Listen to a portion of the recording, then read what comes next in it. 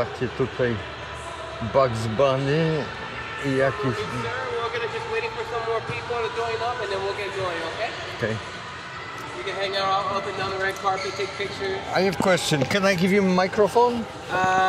Sure, yeah. Dobra, dałem panu mikrofon, więc jeden mikrofon będzie u niego, a drugi u mnie, ale ten Rolls Royce jest, że tak powiem, niesamowity. Babu car. To z jakiegoś filmu chyba. To w ogóle chyba filmowe samochody tutaj. Tutaj mamy Nyskę, to jest chyba jakiś Chevrolet stary minivan. Volkswagenik. Bulik pierwszej generacji, busik. To auta, które są wyglądać teoretycznie jak samochody z filmu Cars rysunkowego. Petronas Mercedes Hugo Boss. Nie wiem co to za pojazd. Jak wy poznajecie te samochody, a ja ich nie widzę, to wiecie, to napiszcie w komentarzach oczywiście. Wow, a kto takim autem jeździł? Sean Connery, The League of Extraordinary Gentlemen, The Power of Seven Become a League of One. W kinach w 2003 roku. No to taki film, to też jakieś filmowe auto. No ale ja rzadko do kina chodzę, więc nie bardzo wiem z jakich tutaj filmów. To jest James Dean. To są koła z ciężarówki w tym aucie. To jest troszkę oversize. To normalna opona ciężarówkowa, taka jaką miałem w swoich ciężarówkach. A to Marilyn Monroe ma być niby teoretycznie w Cadillacu, ale ten Cadillac też normalny nie jest.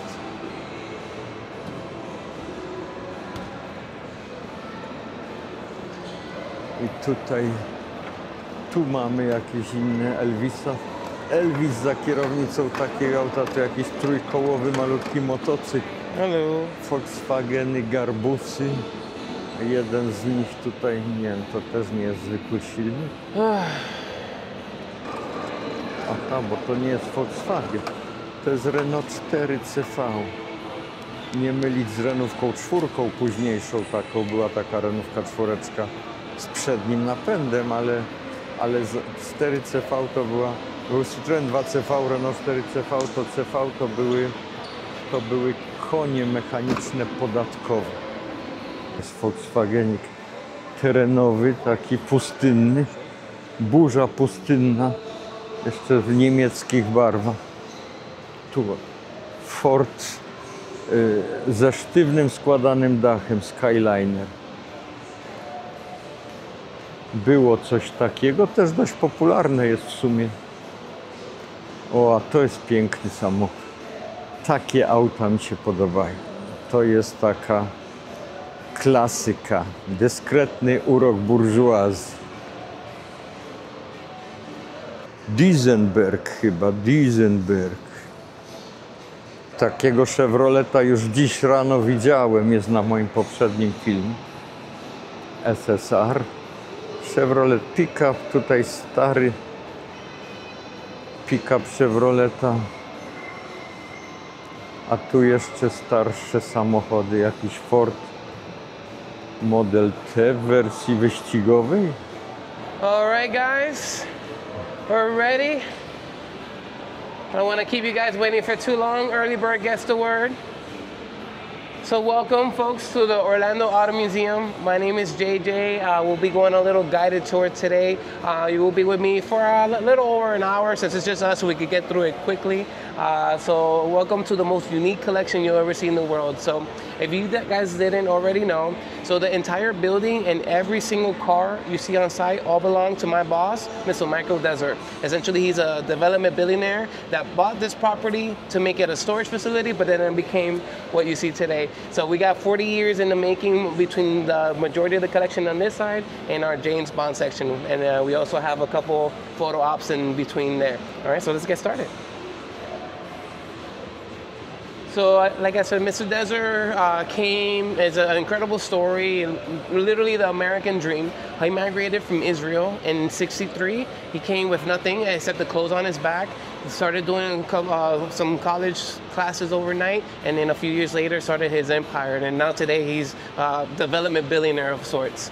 His family is mostly known for desert development, but Sunny Isles, Florida, which they have built the Porsche Tower and the Bentley Tower, which has the Deservator, that's the car elevator that takes your cars all the way to your suite there. So it's continuing going. They're almost done building the Bentley Tower now, and then they're going to go overseas to Emirates to build another one for some prince over there, I believe. So essentially, our collection is vast from not only from cars around the world, but what sets us apart is the Hollywood collection that you guys are going to see here today. We have vehicles, mostly actual screen use vehicles from all eras, and some replicas along the line as well. All right. Mamy przewodnika i nas jest tylko trójeczka. So to start off this tour, I already want to introduce you to one of our most unique vehicles that we have on site. Right here, let me introduce you to our American Dream. Currently, it's the world's longest running vehicle. It's set the world record at 101.5 feet. It has 26 wheels and can fit up to 75 of your closest friends for a nice party. It still runs and drives, believe it or not, because we had to have it running to set the record. And just last year, we took it out back for a video for an automotive influencer called Supercar Blondie, and she did the whole driving thing. If you look on YouTube for her site, you'll see it. It's pretty neat. All right, so our journey is going to begin here through the 20s. This used to be a mall. Prior hand, it used to be Festival Bay and the Artagon Place. So what we took advantage of all the rooms, turned them into kind of the theme of where the car's coming from or what we're going for. So we wanted to start here to show you of how the automotive industry started, from the horseless carriage, 1901, 1902, all the way in, starting into the 20s, 30s, and 40s. And you see how quickly the automotive technology was evolving of sorts. Flippy Flap. Tutaj lata 20. Znaczy do 20 lat. Gangsterski samochód obstrzelany. Tutaj wchodzimy do lat 30. No taki samochód z lat 30 miałem. Miałem kiedyś Mercedesa z 36 roku. Ten piękna limuzyna. Tutaj lata 40, czyli już okres wojny, tu jakieś So łodzie right here we have a little different of an automotive museum feel, and this is just a showcase. Mr. Desert really treats this as his pride and joy collection. If he likes it, he's gonna buy it. For instance, the main reason he bought this entire collection as a whole, because he wanted these two little vessels here. So this is kind of showcasing the end of an era and the beginning of one, because these are the last type of full wood hull boats, and then that's the first, the Razorbacks are the first full fiberglass boats that were kind of done into production. And this was one single purchase from a small little museum in Canada, which is pretty neat. All right, guys, so now we're going to start our Hollywood section, part 1 of 3.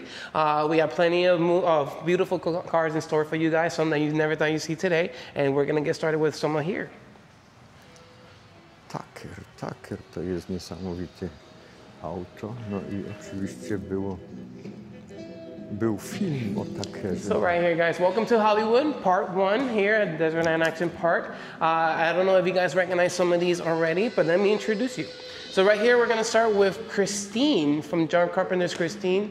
This is one of the 12 original vehicles used for the film, and this one in particular was involved in the scene. If you guys ever saw the movie, she was in a bad accident, and she repaired herself, because essentially she was a man-eating car. And we already fed her for the week, so we're good for that one.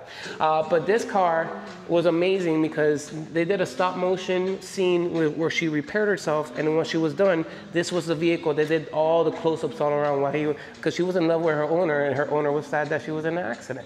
So, and again, they used 12 for the film because the daytime version was the rust bucket, if you will, and the nighttime version was the one to allure the new snack, if you will.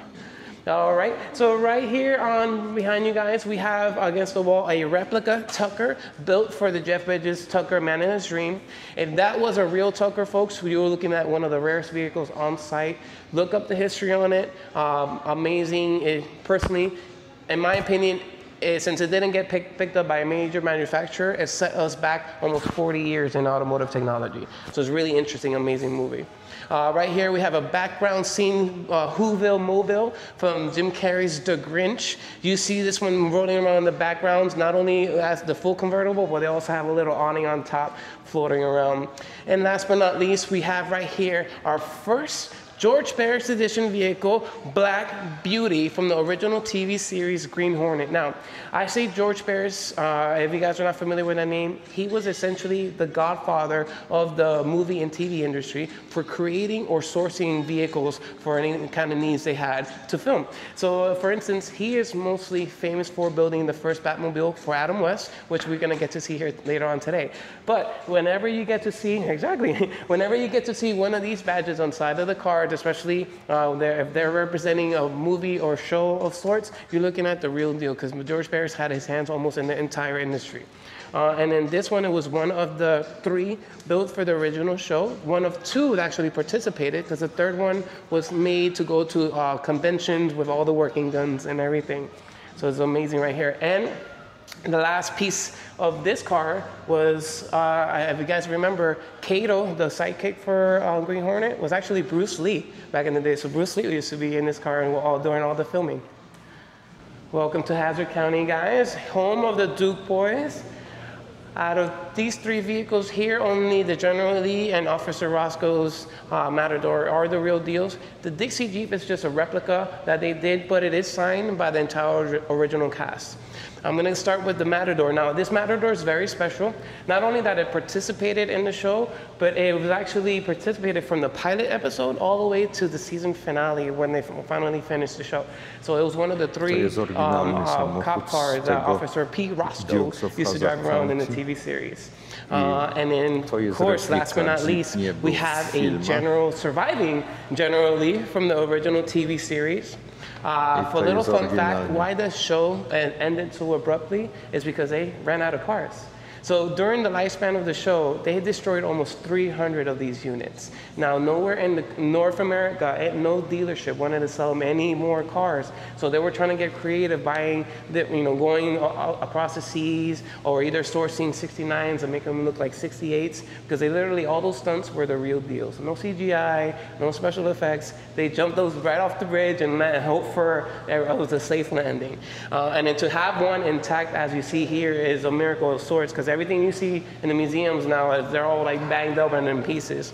And then this one's mainly used for all the dirt racing in the later seasons, because it wasn't meant to jump, it was mainly meant to slide and go fast around the corners. All right. Hey there. Oh, perfect, guys, welcome, you made it right in time. All right, and then you guys made it right in time for the big room. Perfect. Now we're gonna go to part 3, guys, of our Hollywood section. Follow me. Jesteśmy tutaj w epoce filmowej. To jest The Kids z jakiegoś serialu tutaj Indiana So welcome Jones. everybody here to part 3 of our Hollywood section here at the Orlando Auto Museum. As you see, we did not hold back. We saved some of the best for last, between some vehicles that you recognize and some you don't. Right over here we have our Knight Rider section. Between these 3 Knight Riders, only those 2 were film used. This one was just owned by David Hasselhoff the entire time he was doing the filming, but he had it outfitted exactly like the Knight Rider kit from the show. In the middle, we have, from the failed reboot, Knight Rider 2000, unfortunately. They tried to revamp the series and they didn't generate the fan base as the original, so it was a major flop after 8 episodes. And this was a build by Jay Orsberg, which Jay Orsberg was actually an apprentice of George Barris. So he kind of took on the reins to continuing to build movie cars and things like that for the movies. And last but not least, from the Knight Riders that we have the only convertible ever filmed in the series. It appeared in 8 different episodes, and then from there, and kind of was put in a museum. Now, they only ever built one because of the amount of work it took to convert it to a full convertible. As you can see, everything in the back panel is molded onto the car to make the illusion that KITT did a full transformation from a hardtop to a convertible cabriolet there. And then again, like I said, they did 8 episodes from there, and it just went from museums and different private owners until Mrs. Desert was able to get it. All right. Right here is actually one of my favorite parts of the tour. It's showing a little bit of the movie magic. So a lot of times when we see these movies, we see these incredible stunts, we always have a question in our eyes, how? So in this case, this vehicle here, it was a background scene vehicle from Tom Cruise, The Edge of Tomorrow, a little sci-fi movie. It was really awesome. So this car was literally made to purpose. All the cuts, all the damage was to design. It wasn't random hits or random cuts. The directors, they wanted a certain aesthetic, so they told you exactly how to cut, how to bend, and everything, including how much mud they want on the car. So everything you see here is actually painted on as well. You know what I mean? Because just in case the first scene didn't go right, you need a repeat scene, you need that mud exactly the same. If not, you can't just throw it back on and make it hope it was the same splash. So in order to incorporate and reuse these vehicles, you wanted to get that creation going to actually certify that, yes, that is a scene that's happening over and over and over again. All right. So coming up now, guys, we're coming to a little section that we like to call our Ghost Alley. And do you guys remember, are you afraid of ghosts? No? That's right, because we're gonna go ghost hunting. No? All right, come on now. So guys, welcome to our little Ghost Alley. This is our Cadillac Ecto-1 Ghostbusters vehicle. Full disclosure, this is not the one from the original movie. There was only one ever made, and Sony still owns it. And contrary to popular belief, the Ecto-1 and the Ecto-1A, same car. People think it was 2 different cars, same vehicle. Sony still has it to this day. But what makes this one special is it was built right after the first premiere in the 80s. And essentially, it was one of the original 4 replicas done. And it traveled the country a little bit when Mr. Desert let it go. But the funniest thing about this entire car is not that it's a Ghostbuster car. You take everything Ghostbusters off this vehicle, you leave it in bare metal, you're still looking at a 6-figure vehicle right here. How rare this Cadillac Meteor Hearse is, because it's a true Meteor Hearse from bumper to bumper, because nowadays a lot of people, these cars are getting absolutely difficult to find, so they're putting 2 different cars together, doing body work and doing a lot of customizations to make it look like the true hearse. But having a true hearse is a rarity indeed. Now this is our first photo up car, guys. I'll be happy to handle the door opening and closing, and if you need me to take your picture, I'll have some good angles for you. All right, so the kiddos are very excited. You guys want to start it off? Tu sobie można zrobić zdjęcie w tym samochodzie. A tam Mr. Thief. Nie jest to oryginalny samochód, jest to replika, ale samochód jest oryginalny, to znaczy karawan, jest prawdziwy karawan, czy też karetka, były w wersji karetki, w wersji karawanu takie samochody. Ale resztę, bo oryginalnego Ghostbustera They don't understand what kind of engineering this was. This was before all of our times. Let's hold the camera. Yes, sir. Look at that. You look good in there. You belong there. Look at that, folks. No to look at this beauty here. Cadillacu to ja się czuję jak u ciebie w domu przecież, no bo to jest How you feel? How you feel? Pretty good, thank you. I have 51 Cadillac at home. So you're used to that with big old seat. Co tu moje piękne oczy widzą? Wołga, Żiguli, Łada, wreszcie jakieś samochody normalne. Ale to do nich dopiero dojdziemy. A tam inspektor Gadżet. O, teraz go zauważył, że tu jest inspektor Gadżet. Nie wiem, czy takie filmy były w Polsce.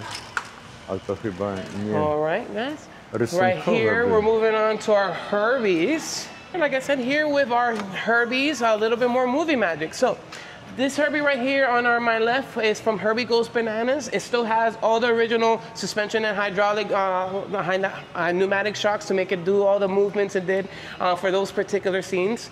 And this one right over here was for Disney's Herbie Fully Loaded with Lindsay Lohan. Now, in a lot of stars, there's a lot of different safety concerns, especially when they get behind the wheel, because they're a protected asset.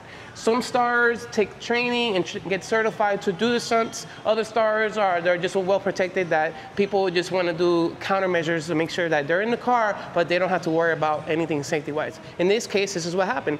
Lindsay Lohan was in this vehicle doing the scenes, but for her safety, they had a stunt driver in a green screen suit on the passenger side doing all the driving for her. So she was in here just doing the whole pretending, acting, doing her part, and essentially from there, the guy did all the little twists and turns, and the car was stopped from them. But this car is truly actually a right-hand drive. It's not, it was converted for the film, so they just were able to find it. Because a fun thing about all the Herbie movies, there's almost a substantial amount of how many cars they use for each movie. So to have one, it's like, okay, yeah, it's definitely could be one. So it's not like an exclusive thing. So right there, a little bit of that movie magic there, folks. Ma dwie kierownice i prawdziwa jest tam po prawej stronie, a po lewej jest fałszywa, bo w filmie aktorka, która jechała, no to nie potrafiła tak dobrze prowadzić, więc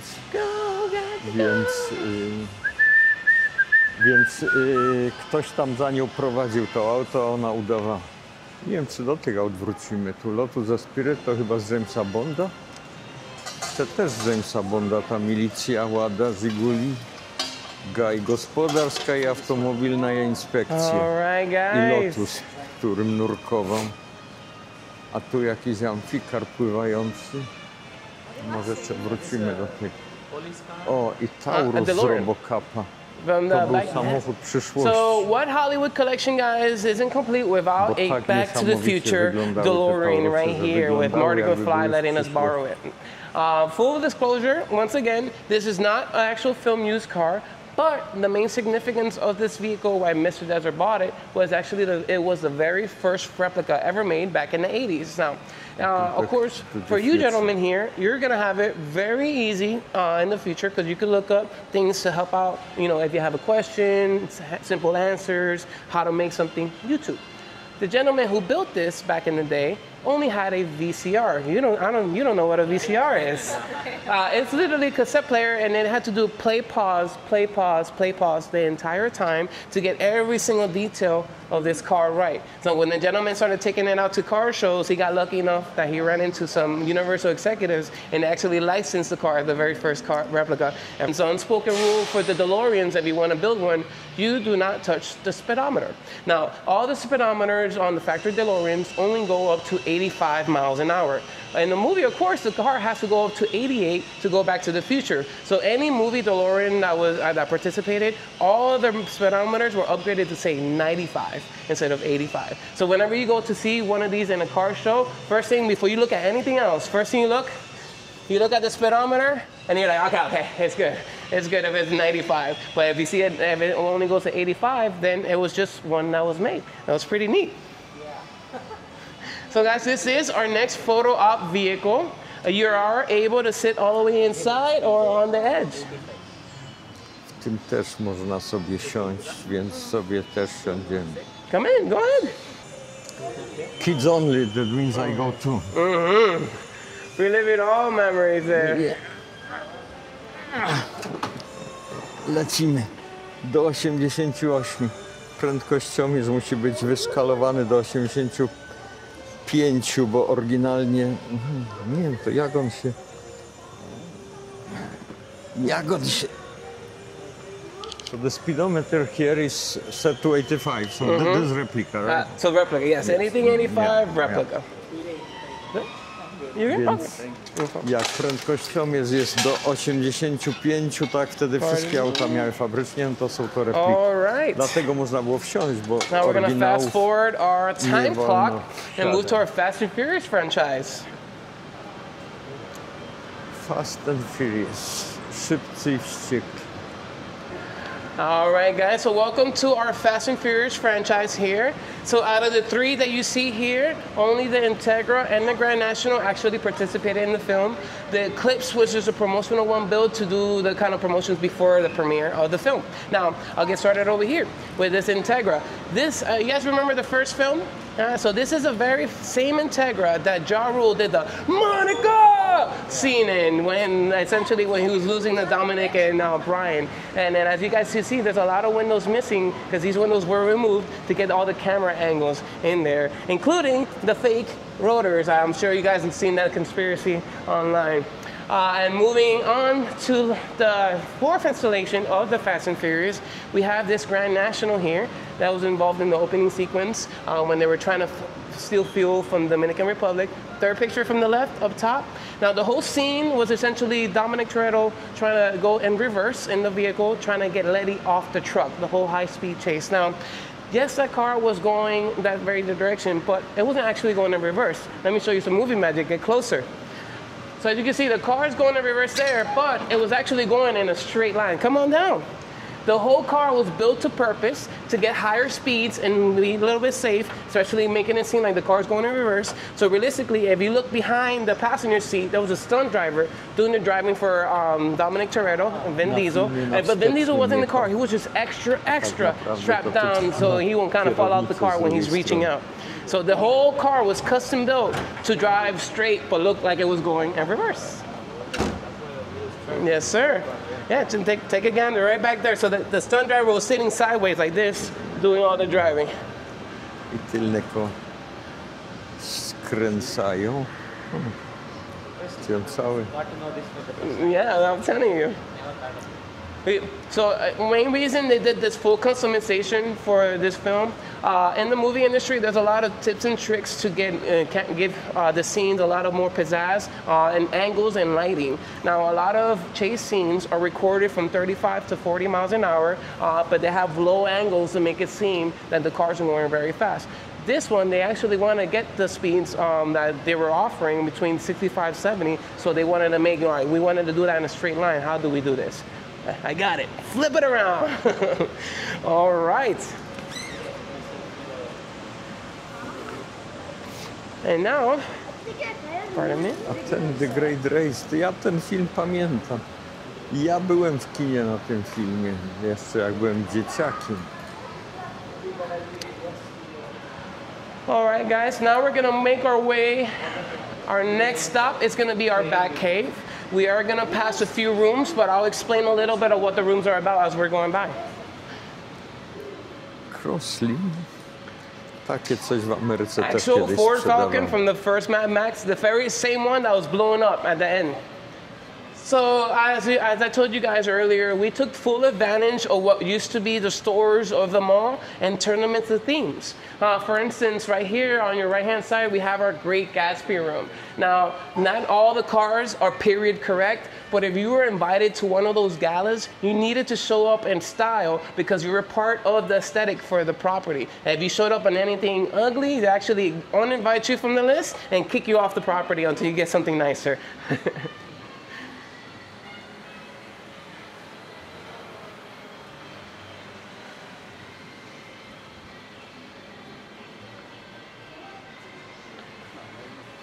So as you can see, this Mr. Desert has a car sickness of sorts. He continues to buy. And we can't always fit all the cars accordingly into the proper sections. So we do have a lot of star vehicles sprinkled around the property. For instance, that silver top hat right here next to the green Willys, that vehicle used to belong to Dottie Smith. Dottie Smith was the original author of the 101 Dalmatians, and that very car was her inspiration for Cruella de Vil's car in the series, so that's pretty neat there. Samochód Cruelli de Vil tam z tyłu oryginalny, znaczy prawdziwy. Right here we have our Chrysler showroom, built to feel like you were walking in the dealership of its era. Beautiful vehicles there. Wartburga widzimy. I co to jest? Skoda? Saab? Prawdziwy Wartburg. And as we continue to walk this space, folks, remind yourself, All of these vehicles belong to one guy. Wszystkie te samochody należą do jednego faceta. To jest prywatna kolekcja. Tu jakiś Volkswagen. Cóż to za garbus przedłużony? Subaru. Sugarbus, Subawagen, Twin Engine. Z tyłu Volkswagen, z przodu Subaru. O, a tutaj Wołgi, tu radzieckie samochody.